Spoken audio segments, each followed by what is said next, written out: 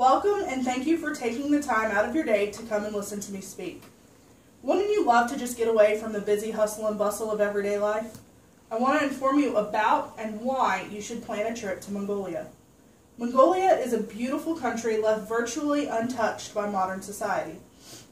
First, I'm going to give you a little information about Mongolia and its people. Second, I'm going to tell you about the many different things you can do while in Mongolia. And last, because when I'm done you'll want to visit, I'm going to tell you a few tidbits about traveling to Mongolia. The first thing I want to do is just give you a little basic knowledge about Mongolia.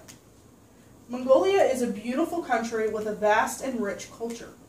According to Culturegrams, one of the most trusted sources in education when it comes to learning about other cultures, Mongolia has an area of nearly 604,000 square miles, a little over 2 times the size of Texas.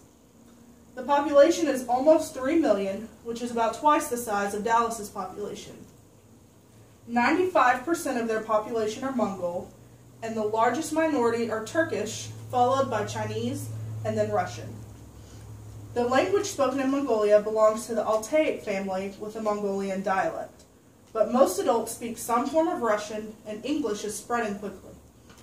50% of Mongols are Buddhists, and approximately 3% practice Islam. 40% claim no religion, however, Christianity is gaining influence. Some parts of Mongolia are urban, like the capital Ulaanbaatar, while other parts are still very nomadic. In urban areas, there's been a lot of Western influence, and people wear Western clothing, like jeans, jackets, boots, etc. In rural areas, people wear traditional deals. Most people in urban areas live in high-rise buildings, like apartments, while nomadic people live in huts called gurs.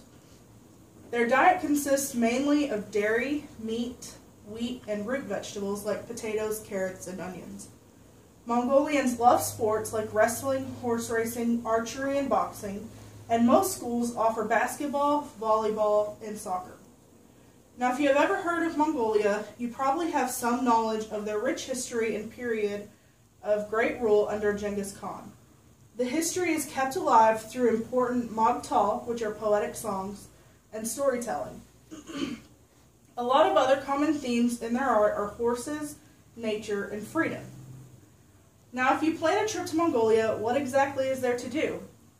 Mongolia is full of exciting things to keep you busy, whether you want to enjoy the city life or just relax in their beautiful landscapes. If you go to discovermongolia.com, a leader in Mongolian travel, you will find so many great things to do. You can visit the Horgo-Turkey Tsagan Nur National Park, where there are beautiful mountains, endangered plants and animals, and about a dozen extinct volcanoes, some of which are filled with tiny crystal clear lakes. The Horgo volcano, surrounded by caves that are full of stalactites, and the canyon formed by the Suman River, which offers great whitewater rafting.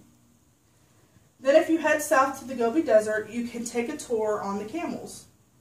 Also, Mongolians are known to be very hospitable, and most will open their gur tents to visitors for a night or two. If you visit in July, the centuries-old Nadam Festival occurs, which is 2 days of wrestling, archery, horse racing, dancing, music, food, and crafts. There's really no better way to get a sense of the Mongolian culture other than the Nadam Festival. So by this point, I know you're just itching to get to Mongolia. So I'm going to let you know a few more things to make your trip as successful as possible. These are the most important things every traveler needs to know. In order to get there, you can either fly from DFW to Seoul, South Korea, to the capital of Mongolia, Ulaanbaatar, or if you like to take the more scenic route, you can fly to a city like Beijing or Moscow and take the Trans-Siberian Railway to Ulaanbaatar. There are no vaccinations required to get into the country, but you do need to have a valid passport for at least 6 months. The currency in Mongolia is the tugrik, and it costs about 19,000 tugriks to $1 US, but most places, especially urban areas, will still accept US dollars. To conclude, I just want to reiterate a few things. Mongolia is a sparsely populated region, virtually untouched by modernization, so there is so much beautiful nature left to look at and experience. The people who live there are friendly, and there is so much culture to take in. You'll be able to experience things that you cannot find anywhere else. I urge you to take the chance to visit Mongolia. It is sure to be something you will never forget. Thank you for listening and giving me your time.